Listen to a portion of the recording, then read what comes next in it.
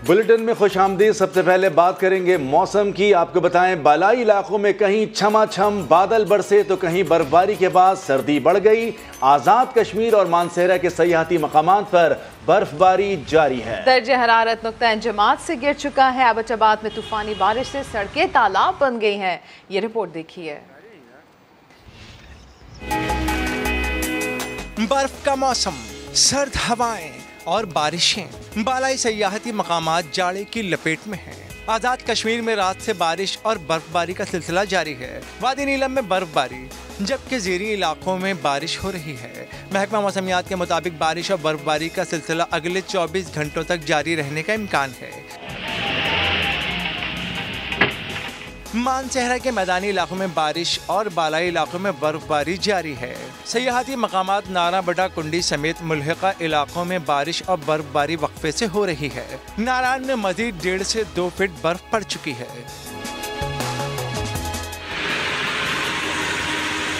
वादी कागान में कई जगहों पर कागान डेवलपमेंट अथॉरिटी का स्टाफ भारी मशीनरी के साथ शाहराए नारायण से बर्फ साफ करने में मसरूफ है।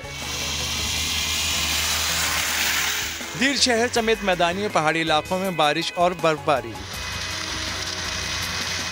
कुमराट लोहारी समेत डोगदरा और बरावल में बर्फबारी के बाद हर तरफ सफेदी छा गई। कुमराट लोहारी डोगदरा में 4 इंच बर्फबारी रिकॉर्ड की गई। शहर में 19 मिलीमीटर बारिश, जबकि कम से कम दर्जा हरारत 4 डिग्री सेंटीग्रेड रिकॉर्ड हुआ। नदिया गली अयूबी और ठंडियानी में वक्फे से बारिश के बाद हल्की बर्फबारी का सिलसिला शुरू हो चुका है। अब तक 2 इंच बर्फ पड़ चुकी है।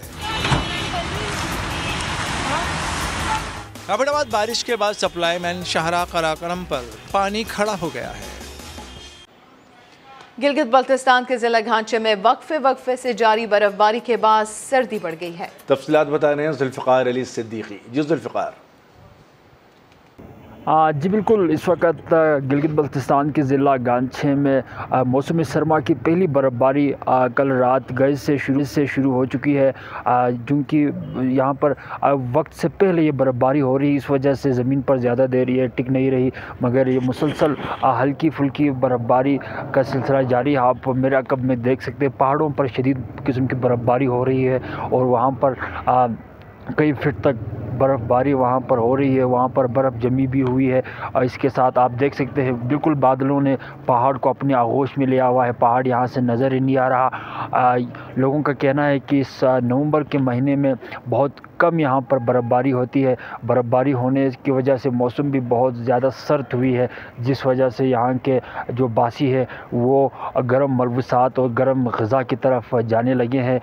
बहुत शुक्रिया जुल्फ़िकार, अपडेट कर रहे थे। गिलगित बल्तिस्तान के जिला अस्तौर में बर्फबारी के बाद रास्ते बंद हो गए हैं, लोग घरों में महसूर हो गए हैं। मौसम का अहवाल बता रहे हैं समा के नुमाइंदे अताउर रहमान। जी, ज़िला स्टोर में कल रात से जो बर्फबारी का सिलसिला है वो अब भी जारी है, जिसके बाइस से पहाड़ों ने सफ़ेद चादर ओढ़ ली है। अगर यह सिलसिला शाम तक जारी रहा तो अस्तौर के जो बलाई इलाके हैं, मिनमर, कमरी, बुज़दिल टॉप, मीर मलिक, जंगी का जो ज़मीनी राब्ता है वो दिल्ली हेडक्वार्टर से मुनक़ता होने का खतरा है। बर्फबारी की वजह से सर्दी में भी काफ़ी इजाफा हुआ है। लोग अपने घरों पे महसूर होकर रह गए हैं। इंतज़ामिया अस्तौर ने ड्राइवर हजरात को सेफ्टी चेन लगा के चलने की हिदायत की गई है। एक तरफ सर्दी में भी काफ़ी इजाफा हुआ है तो दूसरी जानिब स्नो बोर्ड एरिया में जो गंदम का कोटा है वो न मिलने की वजह से आवाम एक एक दाने को तरस गई है। कहीं पे बिजली ख़राब है तो कहीं पे ट्रांसफार्मर मौजूद नहीं है। निज़ाम ज़िंदगी मफलूज बन के रह गई है। बहुत शुक्रिया, अपडेट कर रहे थे। अब आप सबाब की बात कर लेते हैं। बर्फबारी के बाद मालम जब्बा के पहाड़ों ने सफ़ेद चादर ओढ़ ली है। वादी का हुस्न मजीद निखर गया है। तफसीलात बता रहे हैं सैयद शहाबुद्दीन। जी शहाब। जी बिल्कुल, इस वक्त मैं हुसैन की वादी मालम जब्बा में मौजूद हूँ और मालम जब्बा में इस वक्त मौसम सरमा की पहली बर्फबारी शुरू हो चुकी है। ये फलकबोस पहाड़ों की वादी है, लेकिन इस वक्त ये बर्फपोश वादी में बदल चुकी है और हर सू सफ़ेदी छा गई हैं। यहाँ तक के जो इमारतें हैं, जो दरख्त हैं, सब सफ़ेद हो चुके हैं। हर सू सफ़ेदी है। काफ़ी सुहाना मौसम है और इस वक्त भी हल्की बर्फबारी हो रही है। और जो अच्छी बात है सयाहों के लिए वो ये है कि मालम जब्बा रोड बिल्कुल खुला है ट्रैफिक के लिए। तो जो सयाह यहाँ पे आना चाहते हैं वो आएँ, क्योंकि रोड भी खुला है, मंजर भी हसीन है और साथ साथ बर्फ़बारी का सिलसिला भी वक्फे से जारी है। गुज़िश्ता रात ही से बर्फ़बारी का ये सिलसिला जारी है और इस वक्त भी हल्की बर्फ़बारी हो रही है। हर सू सफ़ेदी है, मंजर इंतहाई दिलनशीन है, मौसम सुहाना है। तो जो भी सयाह मालम जब्बा आना चाहते हैं, मिंगोरा शहर से सिर्फ 45 किलोमीटर का फासिला है। तो आइए और मौसम को और इन नज़ारों को एंजॉय कीजिए। बहुत शुक्रिया, शहाबुद्दीन अपडेट कर रहे थे। और अब बात करेंगे तहरीक इंसाफ की, जिसने वजीराबाद में हमले पर मर्जी की FIR दर्ज कराने के लिए अदालत उज़्मा का दरवाज़ा खटखटा दिया है। PTI के सेनेटर्स और अरकान पार्लियामेंट ने सुप्रीम कोर्ट में दरख्वास्त दायर कर दी। कराची और लाहौर रजिस्ट्री में भी दरख्वास्त जमा कराई गई है। सेनेटर आज़म सवाती से बदसलूकी और अरशद शरीफ के कत्ल की तहकीकात का भी मुतालबा किया है। इस हवाले से मजीद जानते हैं समा के नुमाइंदे शहजाद अली से। शहजाद, इस खबर की मजीद तफसीलात दीजिए। जी रम, बिल्कुल इस वक्त मैं मौजूद हूँ सुप्रीम कोर्ट ऑफ पाकिस्तान में, जहाँ पर अब से थोड़ी देर कबल PTI के जो MNA और सेनेटर हैं वो पार्लियामेंट हाउस से डॉक्टर वसीम शहजाद जो है कायदे इख्तिलाफ उनकी सरबराही में यहाँ पर सुप्रीम कोर्ट में पहुंचे हैं, लेकिन सिक्योरिटी ने उन्हें अंदर जाने से रोका है और ये कहा गया है कि सिर्फ 4 जो अरकान हैं उनके पास जारी हुए हैं, वही लोग अंदर आ सकते हैं। उसके बाद जो है वो इस वक्त सुप्रीम कोर्ट के हाथा के बाहर जो है वो आजम सवाती, सेनेटर शिबली फराज, डॉक्टर शहजाद वसीम समेत दीगर जो PTI के रहनुमा MNAs और सेनेटर्स हैं वो यहाँ पर मीडिया टॉक कर रहे हैं और उनका ये मुतालबा है कि हमें अंदर जाने दिया जाए और ताकि हम जाकर सुप्रीम कोर्ट ऑफ पाकिस्तान में अपनी जो दरख्वास्त है वो दायर कर सकें।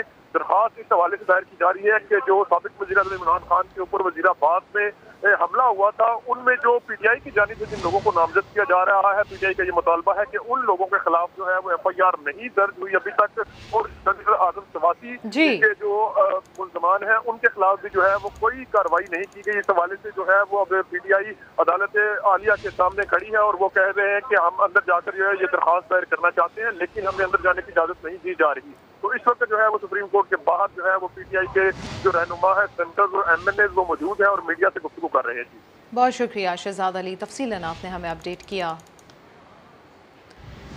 चेयरमैन PTI इमरान खान कहते हैं कि इससे बड़ा जुल्म क्या होगा कि मैं एक FIR तक नहीं कटवा सका। कारकुनों से वीडियो लिंक में खिताब में कहा कि मुल्क माशी तौर पर नीचे जा रहा है। क्या किसी के पास मुल्क बचाने का रास्ता है? इस सूरत हाल में कौम चीफ जस्टिस की तरफ देख रही है।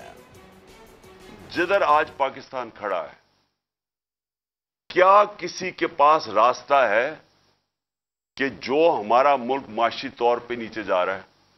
किसी के पास कोई रास्ता है? इन सारों कैबिनेट से पूछ ले, इनके लोगों से, कि किसी के पास कोई रास्ता है कि ये जो तेजी से नीचे जा रहा है हमारा मुल्क, इसको बचा सकता है?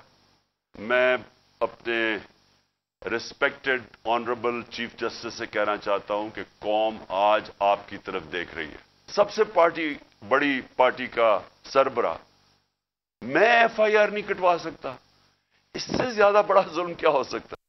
वज़ीर आज़म के मोमने ख़ुसूसी अता तारड़ ने वज़ीराबाद हमले का पर्चा वज़ीर आला पंजाब के खिलाफ कटवाने का मुतालबा कर दिया। बोले, हो सकता है इमरान खान पर हमला परवेज़ इलाही ने अपने इक़्तिदार को तूल देने के लिए करवाया हो। इमरान खान से मुज़ाकरात पर भी फुल स्टॉप लगा दिया। इमरान खान साहब की हिदायत पे 4 दफा उस वाक़े की GIT चेंज हो चुकी है। अच्छी गोलियां जो बच्चे देती जा रही हैं, 1 से 2 हुई, 2 से 4 हुई, 4 से 8 होंगी, अब ये दर्जन गोलियों तक पहुंच जाएंगी। कभी भी गोली वाली जगह पे प्लस्तर नहीं लगाया जाता, दुनिया में पहली दफा देखा है। पर्चा परवेज़ इलाही पे दे, ये इक़दाम कत्ल का पर्चा उस पे बनता है जिसकी एक हुकूमत है। हो सकता है कि वज़ीराबाद के वाक़े में परवेज़ इलाही साहब का हाथ हो। सियासी फायदा हासिल करने के लिए, अपनी हुकूमत को यहाँ पे तकवीयत देने के लिए चोर डाकू कहता है और खुद चोरी की घड़ियां घर में अंबार लगाए हुए हैं, बीवी को चोरी की अंगूठियां लेके दी हुई हैं 5-5 कैरेट की। तो तकबराना अंदाज से हमारी बातचीत की माजी में जो पेशकशें ठुकरा चुका है, अब ये हमारे दरवाजे पे भी आ जाएगा तो बात नहीं। इस्लामाबाद हाईकोर्ट में PTI एहतजाज के बायस सड़कों की बंदिश के खिलाफ ताजिरों की दरखास्त पर समाअत अदालत ने हुक्म जारी किया कि IG इस्लामाबाद 17 नवंबर को धरने और रास्तों की बंदिश से मुताल्लिक रिपोर्ट पेश करें। चीफ जस्टिस आमिर फारूक ने इस्तफसार किया कि मोटरवे वफाकी हुकूमत का मामला है, वो क्यों नहीं खुलवाती। चीफ जस्टिस ने रिमार्क्स दिए, पूरे इस्लामाबाद में कंटेनर ऐसे पड़े हैं जैसे कोई और ही हालात हों। अच्छी सी एंटी राइट फोर्स क्यों नहीं बनाते, कंटेनर क्यों लगाते हैं, कोई और तरीका क्यों नहीं इस्तेमाल करते। अदालत ने आईजी इस्लामाबाद की तलबी को नोटिस जारी करते हुए समाअत 17 नवंबर तक मुलतवी कर दी।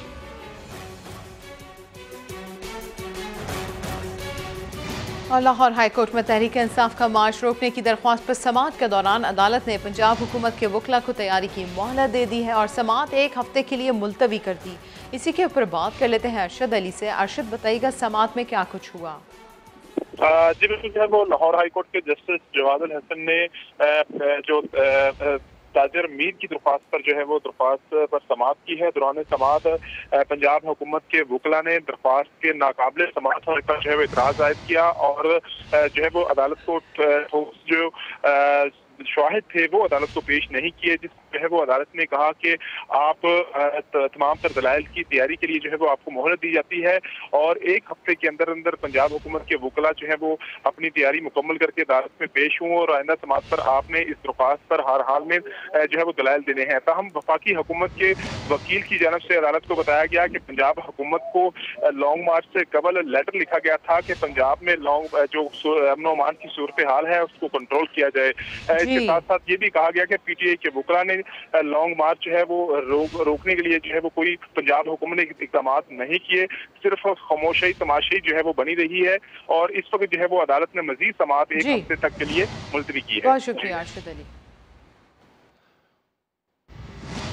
वज़ीर-ए-आज़म शहबाज शरीफ लंदन में नवाज शरीफ से मुशावरत के बाद वतन वापस पहुंच गए। अहम मुलाकातों में पीटीआई मार्च और नए आर्मी चीफ की तकर्री समेत अहम उमूर पर गौर किया गया। साबिक़ वज़ीर-ए-आज़म नवाज शरीफ ने हिदायत की है कि किसी जत्थे के आगे नहीं झुकना। तफसीलात इस्लामाबाद से उस्मान खान की रिपोर्ट में। वज़ीर-ए-आज़म शहबाज शरीफ की बैरून मुल्क से 1 हफ्ते बाद पाकिस्तान वापसी। उनका पहला पड़ाव मिस्र के तारीखी शहर शर्म उल शेख में था, जहां मौसमियाती तब्दीलियों पर COP27 कॉन्फ्रेंस में उन्होंने पाकिस्तान का मुकदमा बेहतरीन अंदाज में लड़ा। शहबाज शरीफ ने कॉन्फ्रेंस की साइड लाइन पर अक़वाम मुत्तहिदा के सेक्रेटरी जनरल एंटोनियो गुतेरेस समेत मुतअद्दिद आलमी रहनुमाओं से मुलाकातें भी की। मिस्र से वज़ीर-ए-आज़म मुस्लिम लीग नून के कायद नवाज शरीफ से मिलने के लिए निजी दौरे पर बरतानिया पहुंचे। लंदन में हुक्मरान जमात की 3.5 घंटे तवील बैठक हुई, जिसमें मरियम नवाज और ख्वाजा आसिफ समेत कई लीगी रहनुमा शरीक थे। इजलास में इमरान खान के मार्च और नए आर्मी चीफ की तैनाती पर तफसीली तबादला ख्याल हुआ। नवाज शरीफ ने वज़ीर-ए-आज़म को हिदायत की कि हुकूमत किसी जत्थे के सामने ना झुके। शहबाज शरीफ की लंदन से इतवार को वापसी तय थी, मगर तबीयत खराब होने के बायस उन्हें 1 रोज की ताखीर हो गई। वज़ीर-ए-आज़म जल्द ही इत्तेहादी जमातों का इजलास बुलाएंगे और उन्हें नवाज शरीफ से मुशावरत पर एतमाद में लेकर अहम फैसले करेंगे। साजिश करके इक़्तिदार से निकालने का इल्ज़ाम धरने के बाद इमरान खान का एक और यू टर्न। बरतानवी अखबार को इंटरव्यू में साइफर का बयानिया माजी का हिस्सा करार दे दिया। कहा, अब मैं अमेरिका पर इल्ज़ामात नहीं लगाता, वाशिंगटन से अच्छे ताल्लुकात चाहता हूँ। पाक फौज मेरे मुस्तकबिल के मंसूबों में तामीरी किरदार अदा कर सकती है। मीर भी क्या सादे हैं, बीमार हुए जिसके सबब उसी अत्तार के लड़के से दवा लेते हैं। बात हो रही है चेयरमैन पीटीआई इमरान खान की, जिन्होंने मेगा यूटर्न का मास्टर स्ट्रोक खेल दिया। कल का साजिशी अमेरिका आज उनके लिए मोतबर ठहरा और कल के गद्दार मीर जाफर, मीर सादिक आज के बड़े मददगार। बरतानवी अखबार को इंटरव्यू में कहते हैं, मैं अब अमेरिका पर इल्जामात नहीं लगाता, जो सबूत है हर चीज को मैं जाहिर कर रहा हूं। हमने सिर्फ खेला, नाम नहीं लेना। साइफर के इस बयानिए को माजी का हिस्सा करार देते हुए कहा, मेरे ख्याल में साजिश का मामला गुजर चुका, अब वो पीछे रह गया। दोबारा वजीर-ए-आज़म बना तो अमेरिका से अच्छे ताल्लुकात रखना चाहूँगा। इमरान खान ने यहाँ तक कह दिया कि अमेरिका से आका गुलाम के ताल्लुक में अमेरिका को नहीं, अपनी साबिक हुकूमतों को कसूरवार मानता हूँ। कल तक खान साहब अमेरिकी दबाव खातिर में ना लाकर रूस जाने का क्रेडिट लेते थे। अब इंटरव्यू में यूक्रेन पर रूसी हमले से 1 रोज पहले दौरा मॉस्को बड़ी गलती होने का इतराफ भी कर लिया। बरतानवी अखबार के मुताबिक तज्जियाकारों का कहना है, इमरान खान फौज की मदद से इक़्तिदार में पहुंचे, वज़ीर-ए-आज़म बनकर फौज से ताल्लुकात बिगाड़ लिए, जिन्हें कल तक गद्दार, मीर जाफर और मीर सादिक कहते थे, अब उसी पाक फौज को अपने मुस्तकबिल के मंसूबों के लिए तामीरी मुआविन करार दे रहे हैं। क्या हम कोई गुलाम हैं कि जो आप कहेंगे हम कर लें? वज़ीर इत्तलात मरियम औरंगज़ेब ने इमरान खान के इंटरव्यू पर रद्द-ए-अमल में कहा है कि अमरीकी साजिश का बयानिया पसे पुष्ट डालने से बात ख़त्म नहीं होगी। अब आपको जवाब देना पड़ेगा। जिस बयानिए पर पूरे मुल्क में इंतशार और झूठ फैलाया, जवाब दिए बगैर सिर्फ दस्तबरदारी काफ़ी नहीं है। वज़ीर इत्तलात का कहना था कि इमरान खान मुल्क को तहस नहस करके आज अमरीकी साजिश के बयानिए से दस्तबरदार हो गए। आज नाम नेहाद हकीकी आज़ादी का असल चेहरा मुकम्मल तौर पर बेनकाब हो गया। इमरान खान ने इक़्तिदार की खातिर पाकिस्तान के खारजा ताल्लुकात को संगीन ख़तरात में डाला और इक़्तिदार की हवस में मुल्क पर लगाए गए कौम पर इल्ज़ाम लगाए।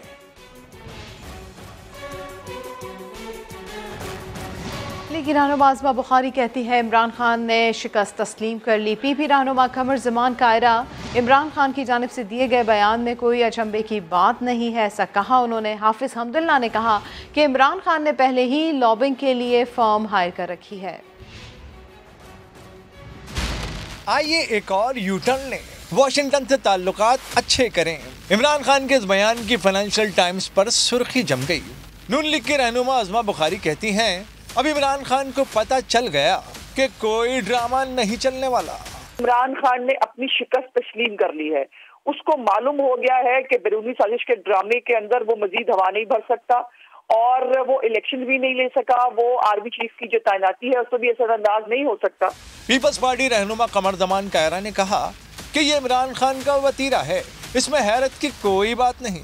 खान साहब का ये यू टर्न कोई अचंभे की बात नहीं है। वो अपनी पॉलिसी का कॉर्नरस्टोन ही यू टर्न को कहते हैं और वो अपने सियासी जो नेगेटिव सियासत का हिस्सा है उसको मकासद को पूरा करने के लिए वो कोई भी स्टेप लेने को तैयार हो जाते हैं।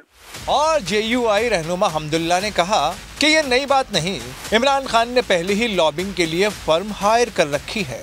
अमरीकी फर्म हायर करके इस मकसद के लिए कि PTI और अमरीकी रजीम के दरमियान हम किस तरह प्यार एक दूसरे के साथ मोहब्बतें बढ़ा सकते हैं।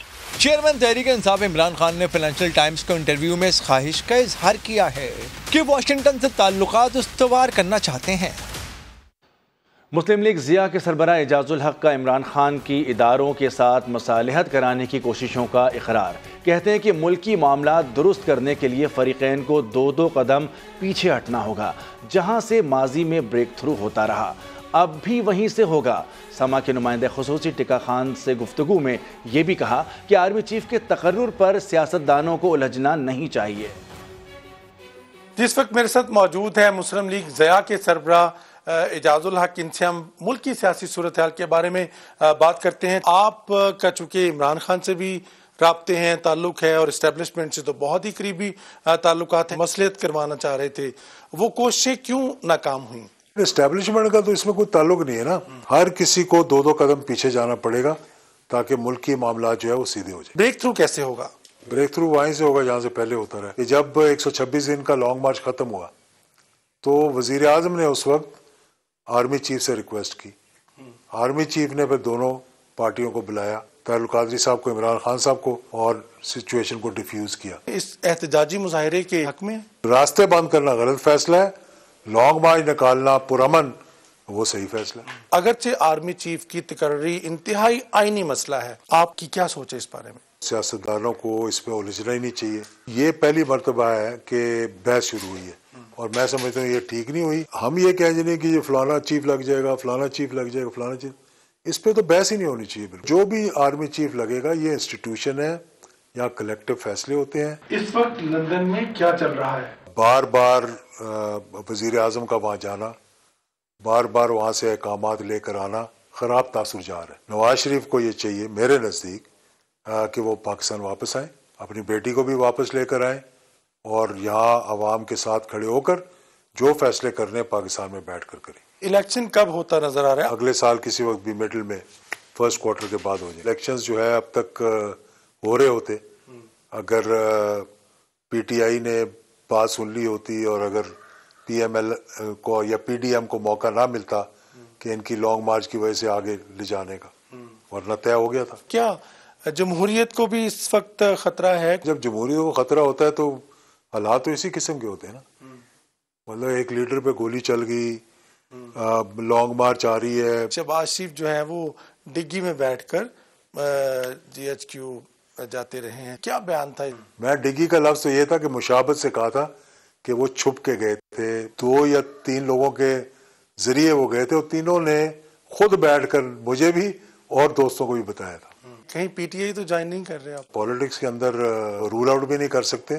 खान साहब ने मुझे 1 मरतबा नहीं 3, 4, 5 मरतबा कहा है कि मैं उनको ज्वाइन करूं। और देखिए हमारी पार्टी छोटी है, हम किसी ना किसी के साथ कोलिशन में इलेक्शन लड़ेंगे। माजी में भी हम ऐसे ही करते रहे हैं कि पिछले इलेक्शन में PTI ने मेरे खिलाफ किसी को खड़ा नहीं किया था। कारोबारी हफ्ते का पहला रोज स्टॉक मार्केट में मंदी का रुझान, 100 इंडेक्स में 200 से ज़ायद पॉइंट्स की कमी। दूसरी जानब इंटर बैंक में डॉलर 36 पैसे महंगा होकर 222 रुपए का हो गया। इसी के ऊपर बात कर लेते हैं सैयद रिजवान आलम से। रिजवान, बताइएगा इस बारे में। बिल्कुल पहला रोज है कारोबारी हफ्ते का। हम देख रहे हैं करेंसी मार्केट में रुपया जो है वो कमजोर हो रहा है, डॉलर तगड़ा हो रहा है और इसके साथ साथ स्टॉक मार्केट में मंदी देखी जा रही है। इसकी वजह ये बताई जा रही है कि एक तो मोहम्मद बिन सलमान का दौरा जो है मुलतवी हुआ है, वो जो सऊदी पैकेज उसको डिले होगा और डॉलर आने में ताखीर होगी। यही वजह है कि हम देख रहे हैं कि स्टॉक मार्केट में 230 पॉइंट इस वक्त जो है मंदी आ चुकी है और 100 इंडेक्स 43,000 पॉइंट की हद भी बरकरार नहीं रख सका और 42,900 पॉइंट तक नीचे ट्रेड कर रहा है। इसके साथ साथ इंटरबैंक मार्केट में डॉलर जो है वो 222 रुपए पर पहुंच गया है। जी बहुत शुक्रिया रिजवान आलम आपका। ढिठाई हो तो ऐसी, साबिक वज़ीर ख़जाना शौकत तरीन कहते हैं कि एहतजाज करना हमारा हक़ है, इससे सियासी अदम इस्तेहकाम आए या मईशत का तवाज़ुन बिगड़े। हुकूमत संभाल नहीं सकती तो इलेक्शन करवाए और घर जाए। सागदार साहब कह रहे हैं कि जो खान साहब लॉन्ग मार्च और मुजाहरे कर रहे हैं उसकी वजह से मईशत को नुकसान पहुँच रहा है। देखिए जी, हम तो हमेशा से कह रहे हैं कि पॉलिटिकल अनस्टेबिलिटी जो होती है या अनसर्टेनिटी होती है वो इकोनॉमिक इंस्टेबिलिटी देती है और हम ये कह रहे हैं कि इस वक्त जो है ये हुकूमत जो है ये इस काबिल नहीं है कि इस इकानमी को संभाल सके। तो पॉलिटिकल अनसर्टेनिटी तो है और पॉलिटिकल अनसर्टेनिटी के लिए हम अब एहतजाज करें, जो मर्ज़ी करें, लॉन्ग मार्च करें, वो हमारा हक़ है, कॉन्स्टिट्यूशनल हक़ है, वो हम करेंगे। ये इनका वो है कि ये मतलब ड्यूटी है कि इस इकॉनमी को संभालें। अगर नहीं संभाल सकते तो इलेक्शन करवाएं और जाएं। इंग्लैंड T20 क्रिकेट का बादशाह बन गया। वनडे के साथ साथ T20 क्रिकेट पर हुक्मरानी का ताज सर पर सजाने वाली पहली टीम बन गई। फाइनल में पाकिस्तान को 5 विकेटों से शिकस्त दी। बेन स्टोक्स ने खतरनाक स्ट्रोक्स लगाए, 52 रन की जिम्मेदाराना इनिंग्स खेली। Sam Curran man of the match और प्लेयर ऑफ द टूर्नामेंट करार पाए। डायरेक्टर स्पोर्ट्स समा शाहिद आफरीदी कहते हैं कि T20 वर्ल्ड कप के फाइनल में पाकिस्तान ने बहुत ज़्यादा डॉट बॉल्स खेली। अगर 20 रन मजीद बना लेते तो इंग्लैंड के लिए जीत मुश्किल हो जाती। 7.5-8 ओवर तो डॉट बॉल खेले हैं। हमने स्ट्राइक रोटेट करने की कोशिश नहीं की।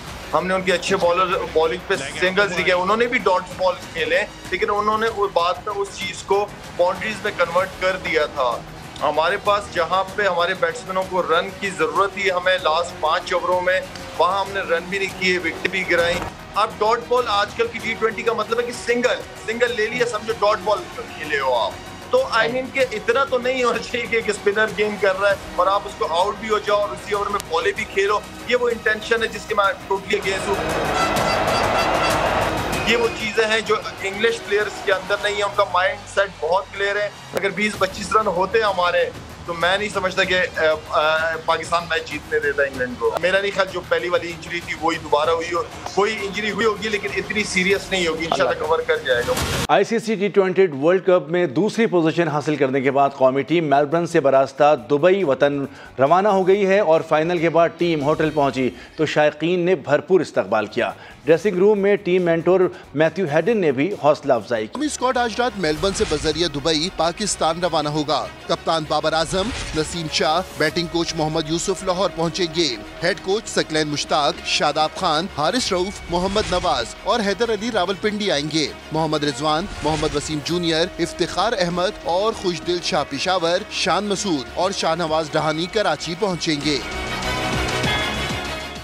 ICC ने T20 वर्ल्ड कप की टीम ऑफ द टूर्नामेंट का ऐलान कर दिया। इंग्लैंड के 4, पाकिस्तान और भारत के 2-2 खिलाड़ी टीम में शामिल हैं।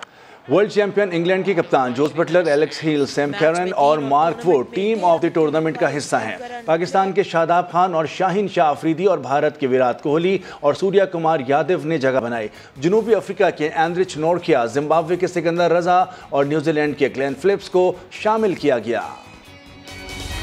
कराची और हैदराबाद में जल्द बल्दियाती इलेक्शन कराने की दरख्वास्त पर समात एडवोकेट जनरल ने पुलिस और रेंजर्स की नफरी और तैनाती से मुतालिक रिपोर्ट सिंध हाई कोर्ट में पेश कर दी। IG सिंध के मुताबिक नफरी की कमी है, 45,000 एहलकार दरकार है, हमें भी सुन लिया जाए, आप ये दरख्वास्त देख लें। MQM के वकील की जानिब से ये कहा गया। अदालत ने ख्वाजा इजहार को बोलने से रोक दिया।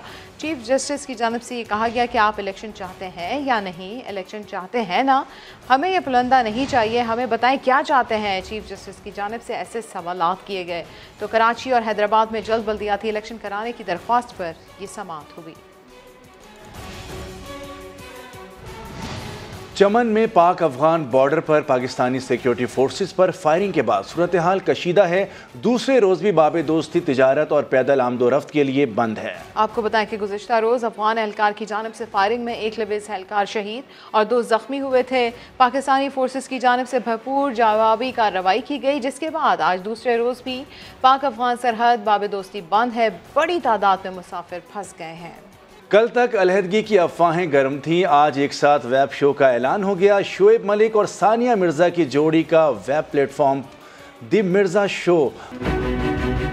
पिछले कई दिनों से अफवाहें गर्म थीं कि शोएब मलिक और सानिया मिर्जा के दरमियान अलहदगी हो गई, मगर अब अचानक एक खुशगवार खबर सामने आई है जिसने वक्ती तौर पर ही सही लेकिन पाकिस्तान और भारत की मशहूर जोड़ी के परस्तारों को हिजानी कैफियत से बाहर निकाल दिया है। उर्दू फ्लैक्स ने अपनी पोस्ट में दी मिर्जा मलिक शो के जल्द ऑन एयर होने का ऐलान कर दिया।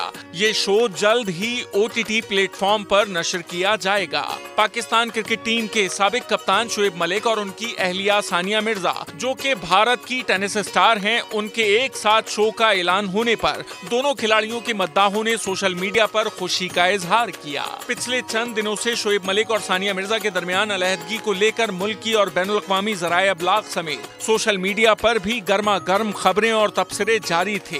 ताहम पाक भारत जोड़ी की जानिब से मुकम्मल खामोशी रही।